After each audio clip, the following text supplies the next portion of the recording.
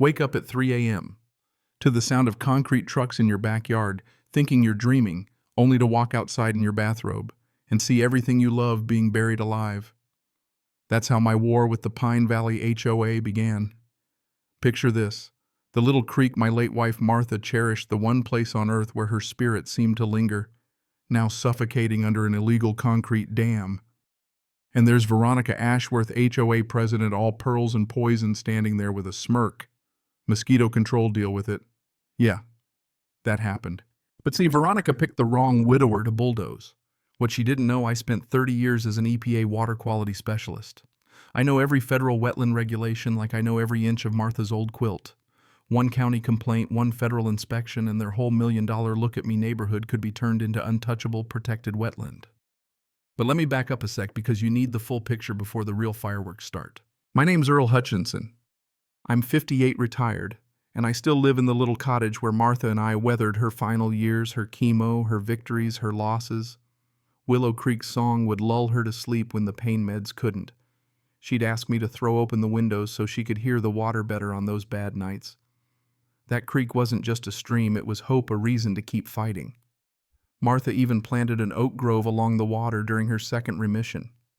Every tree a defiant middle finger to cancer. I promised her on her last hospital stay, if anything threatened this place, I'd fight. Don't let them destroy beautiful things just because they can. That promise echoed louder than my morning coffee steaming next to the creek mist. The HOA sat upstream Pine Valley, home of gates, tennis courts, and tech execs who pay $12,000 a year to feel superior. Veronica runs it like she invented property values. Ex-pharma rep.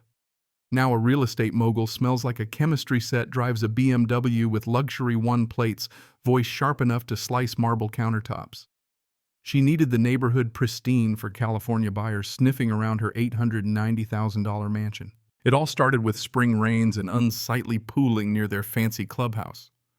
Veronica decided that standing water might tank her open house, so her solution: divert Willow Creek with concrete, funneling all that water straight into my backyard.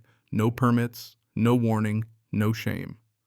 I woke up that Tuesday to heavy machinery growling outside and the sickly sweet stench of wet concrete. Stumbled out in my bathrobe to find a dam 3 feet thick, 50 yards upstream from Martha's Grove. The construction foreman mumbled something about emergency mosquito abatement. Sure. By noon, my basement was flooding. Never happened in 32 years, but now there's muddy water seeping up and that sharp, moldy smell of loss. Worse, Martha's Grove was drowning. I called Veronica, my hands shaking so bad I almost dropped the phone. Her response: "Natural water management isn't our responsibility, Earl. Your property always flooded during rains." Lie. She knew it. But here's where things got interesting. I used every ounce of my EPA experience, filed a county complaint, attached photos, GPS coordinates, even water quality readings showing contamination in my well. 30 years of enforcement, I thought I had this bulletproof. Then I got a call from Inspector Mike Castellano, said he'd be out Friday to check things over. Friday came and went. No Mike. Called the county, got the world's most bored secretary. Inspector Castellanos completed his visit yesterday. No violations found. Case closed. Excuse me. The dam is right there. According to his report, he investigated thoroughly. From where the International Space Station, I drove to the clubhouse, found Veronica pruning roses with gloves that had never touched dirt. "Heard you had trouble with your complaint," she said, all fake sympathy. Maybe the inspector saw all he needed from the parking lot. County people are efficient. That old sour taste of corporate corruption filled my mouth. So I called Mike myself. "How did you inspect my property without stepping foot on it?" Long pause. "Earl, sometimes these neighbor disputes work themselves out. Maybe try working with your HOA." That's when it clicked. This was corruption. And I know corruption when I hear it. I started surveillance. Parked across from the clubhouse, camera ready. Sure enough, Veronica's BMW pulls up. She strolls right over to Mike, hands him a thick white envelope. Textbook bribery. I got it all on film, but I needed audio for the feds. Next, I started recording every call. When I pressed Mike, he tried to play dumb. I let him know, "I've got photos of you accepting cash, and if you don't do a real inspection, I'll forward them to the State Ethics Board and the FBI." Suddenly, Mike was very interested in a comprehensive assessment, even bringing in a state specialist. Word spread fast, though. Sunday night, my neighbor Janet called worried. She'd gotten weird calls about me being confused or unfit to live alone. The old discredit the whistleblower playbook. Monday, the county got 3 anonymous complaints about my mental decline. I'd seen this trick before, smear campaigns to silence the truth. But Veronica didn't know about my ace in the hole, my daughter Sarah, an environmental lawyer with Martha's backbone and zero patience for bullies. Sarah drove down armed with evidence, medical records, and a fire in her eyes. She destroyed Veronica's attempts to have me declared incompetent. But she saw a bigger angle. Dad, this isn't just a local drainage mess, this triggers federal wetland protection. Turns out Veronica's dam had accidentally created perfect habitat for northwestern salamanders, a protected species.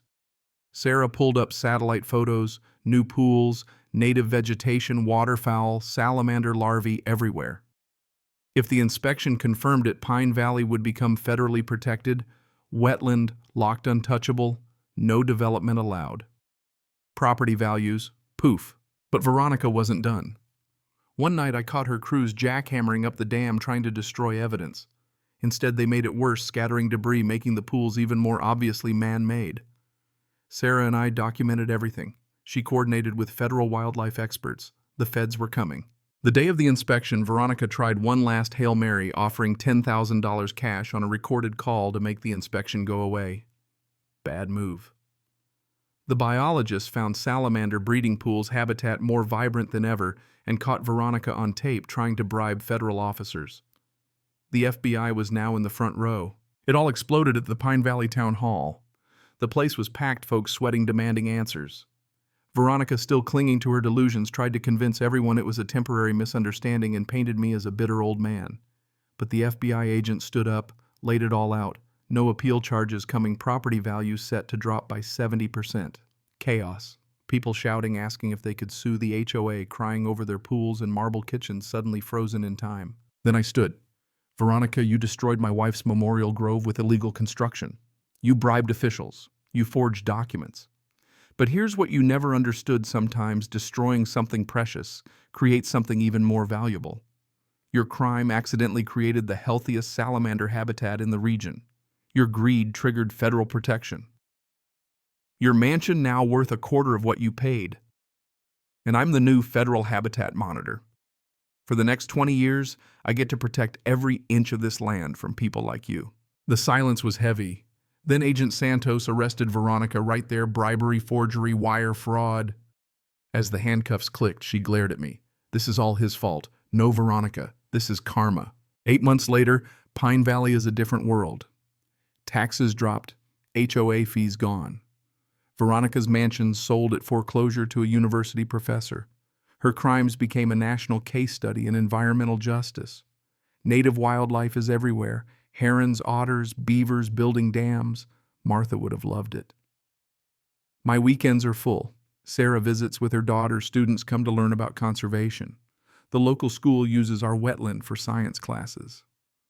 I get paid to protect what Martha loved, and for the first time in years, I feel peace instead of loss. Here's the truth, and maybe the lesson: sometimes fighting for what matters isn't about winning back what you lost, but creating something new, something no one can take away.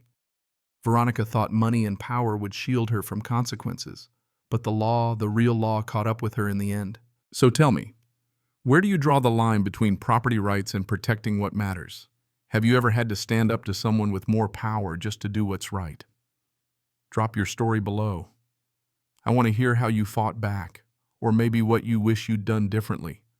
Because sometimes the good guys really do win. And sometimes justice comes wearing work boots and carrying a federal badge. Like, comment, subscribe. Let's keep these stories alive. Cảm ơn các bạn đã xem video.